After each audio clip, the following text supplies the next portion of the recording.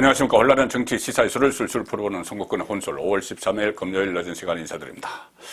자, 오늘 윤석열 대통령이 이 한동훈 법무부 장관 후보자 임명 강행 방침을 분명히 밝혔습니다. 그뿐만이 아니고 한동훈 법무부 장관과 같이 호흡을 맞출 법무부 차관을 임명을 했는데 상당히 함의가 있습니다.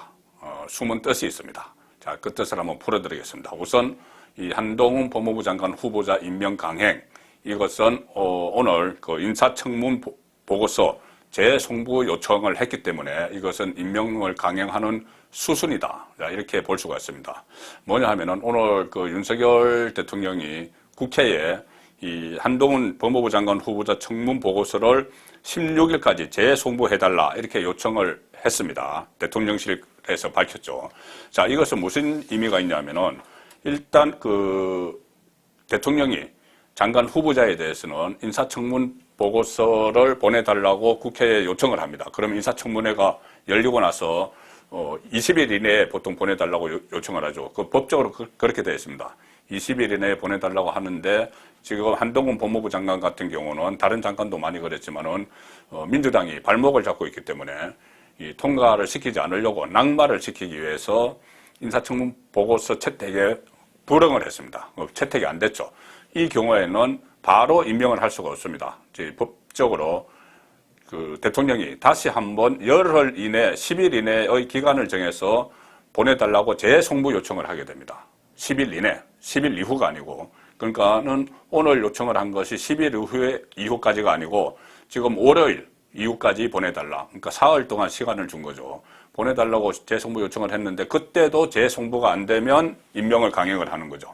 자, 그래서 지금 16일 기한을 정해서 다시 보내달라고 윤석열 대통령이 국회에 요청을 한 것은, 법사위에 요청을 한 것은 결국 16일 이 절차를 밟아서 17일 다음 주 화요일 이후에는 임명하겠다는 이야기입니다. 임명을 안 하려면 그런 절차가 필요가 없는 것이죠. 자, 그래서 지금 민주당이 계속 한덕수 국무총리 후보자를 볼모를 잡아서 우리가 인준을 안 해줄 수도 있다. 인준 투표, 총리는 투표를 해야 되니까 우리가 투표해서 부결시킬 거야. 그러니 가결시키고 싶으면은 한동훈, 정호영 몇 사람 낙마시켜. 특히 한동훈은 껄끄럽죠. 얼마 전에 인사청문회에서 뭐 이런 표현이 그렇지만 그 민주당 법사위원들이 한동훈 후보자에게 박살이 났죠. 그 무슨 뭐 이모 발언 뭐 이런 것도 있고 뭐 한국서리에 그리고 뭐 이수진 의원은 거의 뭐 치중 발언처럼 막 이렇게 혼란스럽게 만든 것이 그렇게 된 것이 결국은 한동훈 때문입니다. 한동훈에게 실력에서 모자라고 어떤 뭐 전문성에서 밀리니 그런 해프닝이 막 벌어졌던 거죠. 뭐 최강욱, 그 김남국 이런 그 법사위 소위 말하는 철험에 그 친문 강경파, 친조국, 금수완박을 만들었던 이 사람들이 한동훈에게 박살이 났습니다. 자, 그래서 이 한동훈을 낙마를 시키기 위해서 한덕수를 인질로 잡고 있는데 윤석열 대통령이 오늘 다음 주 월요일까지 그 다시 보내달라고 재송부 요청을 한 것은 그런 협상에 끌려다니지 않겠다. 우리는 그냥 내 갈 길을 간다. 한동훈 법무부 장관으로 임명한다.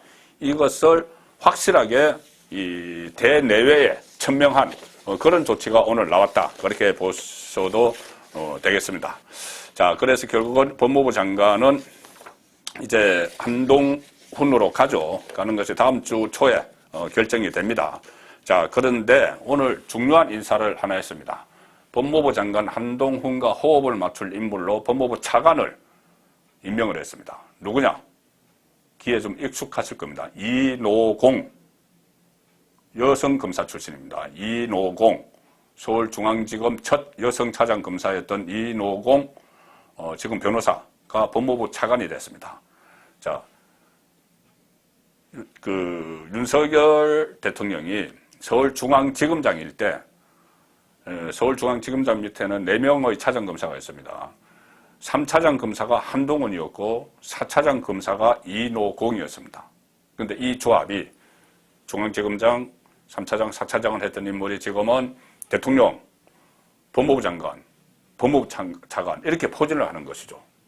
이런 포지셔닝이 어떤 의미가 있는지 살펴보기 전에 일단 이노공 법무부 차관에 대해서 조금 더 설명을 드리면 초대 법무부 차관의 윤석열 정부 초대 법무부 차관의 서울중앙지검 첫 여성 차장검사 지낸 이노공, 지금은 법무법인 세종 변호사입니다.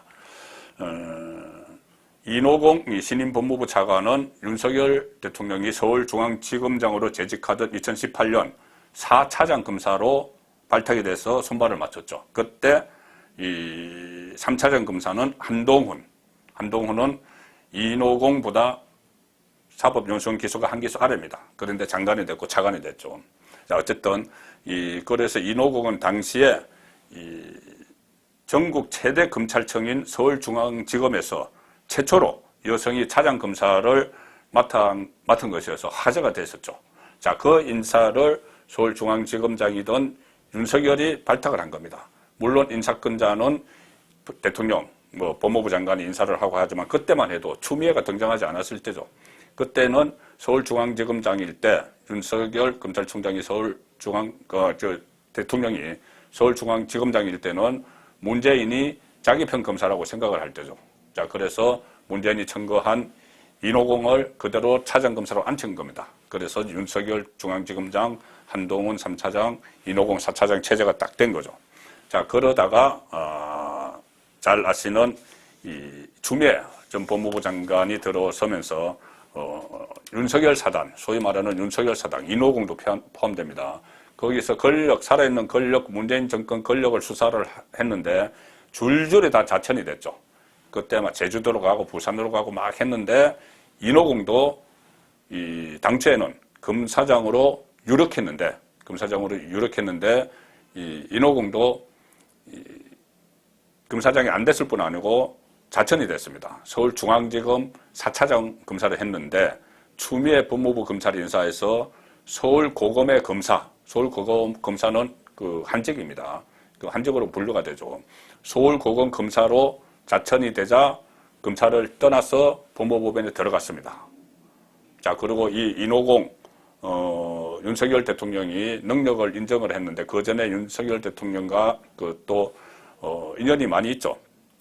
지금 그 법제에서 잘 알려진 이야기인데 윤석열 대통령이 1997년에 수원지검 성남지청에서 근무를 할 때 그때 같이 근무했던 여성 검사 3명이 있습니다. 이 노정연 현 창원지검장, 강수진 현 고려대 로스쿨 교수, 이노공 신임 법무차관 이렇게 3사람이 여성 검사가 있었는데 사는 곳이 비슷하고 같은 성남지청에 근무를 하니 그때 당시 유행을 했던 카풀, 그때도 한때 유행을 했었죠. 승용차를 같이 이용을 하는 겁니다. 출퇴근 시간에. 그 카풀을 이 4사람이 했는데 유일하게 운전면허증이 없는 사람이 윤석열이었다. 검사 윤석열이었다. 그래서 여성 검사들이 3명이 번갈아 가면서 운전을 하는 그런 인연도 있는데, 자, 그런 인연 때문에 이렇게 발탁이 된 것이 아니고, 그 다음에 서울중앙지검장 때, 또 그때 성남지청 때 서울중앙지검에서 일하는 모습을 봤기 때문에 지금 이노공을 차관으로 발탁을 해서 한동훈과 호흡을 맞추도록 이렇게 인사를 한 것이죠. 자, 지금까지 법무부 차관은 그 전 정부까지는 검찰 출신이 많이 맡았는데 문재인 정부 들어서는 법무부 차관을 판사 출신으로 했습니다. 법무부의 탈검찰 이런 캐치프레이즈를 내걸었었죠. 그래서 직전 문재인 정부 법무부 차관이 강성구, 또 그 전이 이용구는 택시기사 폭행 사건으로 불미스러운 일이 있었죠. 이 사람들은 판사 출신이었죠. 근데 이제 판사 출신에서 법무부 장관도 검사, 법무부 차관도 검사 출신. 여기에 대해서 야당에서, 즉 민주당에서 검찰공화국이냐, 또 일부 언론에서 그렇게 지적을 하는데 저는 그렇게 보지 않습니다. 검찰공화국이라서 그런 것이 아니고 문재인 정권이 마지막에 퇴장을 하면서 문재인을 둘러싼 여러 가지 비리 의혹들, 이재명을 둘러싼 비리 의혹들, 이것을 수사를 하지 못하도록 하기 위해서, 검찰이 하지 못하도록 하기 위해서 검찰 수사권 완전 박탈, 검수완박 이 입법을 했죠. 그렇기 때문에 이 검찰로서는 뻔히 보이는 살아있는 문재인 정부 때 살아있는 권력형 비리들 이런 여러 가지가 있는데 그걸 수사를 못하게 하니 수사를 못하도록 법으로 그렇게 만들어 놓으니 지금 검찰 출신들을 법무부 장차관에 앉혀서 검수완박의 여러 가지 허점들이 있습니다. 그 허점을 파고들어서 수사를 계속 하도록 할 수 있도록 이런 인사 포지션을 했다, 이 포지셔닝을 했다. 그 법무부 포지셔닝을 장차관을. 자, 그렇게 받아들이는 게 합리적이겠죠. 자, 그래서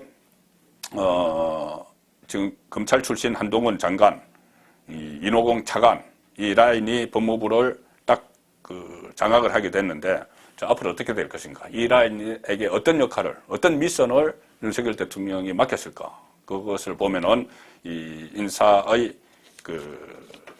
행간이 읽혀집니다. 자, 제가 한번 행간을 읽어보겠습니다. 이게 어떤 의미를 갖는지. 한동훈은 법무부 장관으로 지금 강행하는 수준을 밟고 있고, 인호공을 첫 법무부 차관, 첫 여성 중앙지검 차장검사를 법무부 차관으로 한 이 인사의 함의, 이 숨은 뜻. 자, 첫 번째는 이 법무부가 검찰 인사를 하죠.